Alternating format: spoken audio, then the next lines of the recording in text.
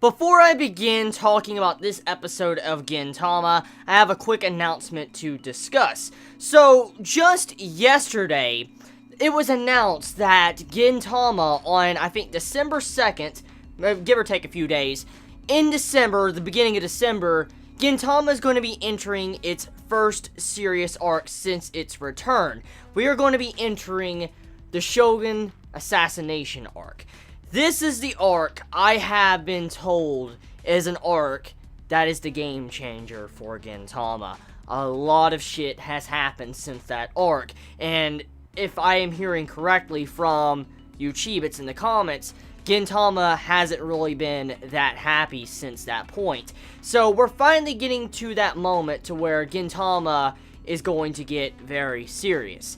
And so the main thing I need to ask right now, how hyped is the manga readers right now with this news of finding out that the Shogun Assassination Arc is coming in December, beginning of December? So that's quite the good Christmas present, I think, for the manga readers, but also it's quite the present for us as the anime onlys to finally see why the manga readers were saying that the arc is going to get fucking great.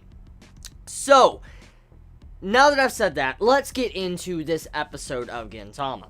So we enter a new arc, which is going to be carrying over into next week's episode, which I'm quite happy with, because this episode is way too funny just to settle it in one episode. So next week's episode seems like it's going to be focusing around, like, the funeral service of Kagura, and that is probably going to be so much fun, because, I mean, if we could take anything from this episode, when it came to the funeral chatting, that was priceless. And then seeing how it's probably going to go into that in next week's episode, I can already imagine the dark humor we're probably going to get next week, but I'll save that for when the episode comes out.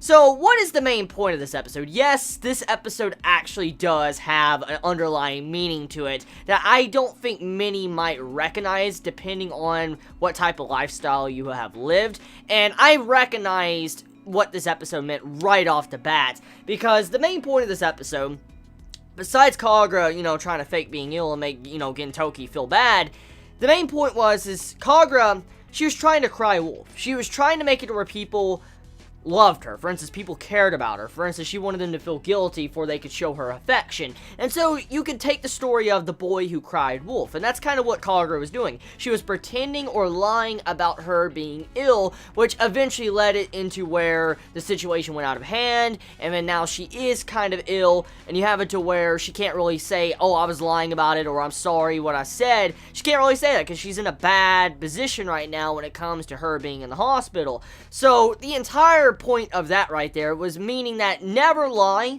because the boy who cried wolf, like, if you lie too many times, there will come a time or day, or whatever time in the future, to where people won't believe you for what you say. And that's kind of what that meant right there. So pretty good meaning to that point. But there's another meaning, underlying meaning towards the second half of the episode, which I cannot believe, which actually, I take that back. I kind of expect that, because, I mean, it is Gintama, and it loves dealing with controversial topics. So the second half, when you have it to where everybody's talking about the funeral service, like how they're going to handle the funeral, or like Kagura's death, and stuff like that, that right there was very mature.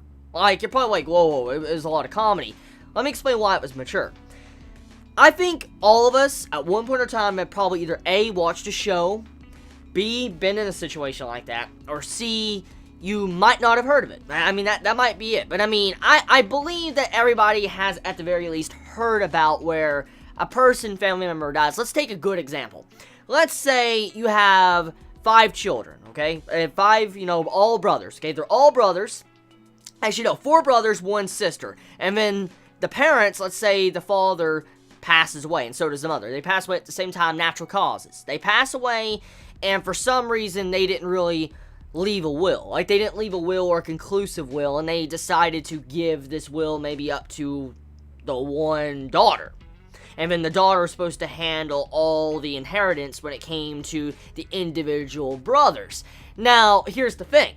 With the way the discussion was being brought up with Kagura and everybody else talking about her death, it was kind of like siblings or family members coming around and, like, discussing a death, like, okay, so how are we going to handle this death? Who's going to be paying for it? What are you getting out of this? Are we getting this? Are we paying for this? That's kind of what that entire discussion was about. And seeing that type of stuff, I think might fly over many younger watchers' heads when it comes to this episode of Gintama, because the main point of the episode was just to make fun of people or situations like that to where family members are fighting over belongings of a deceased family member, because this shit happens. I've seen this shit happen. So, to see that, I was just like, whoa!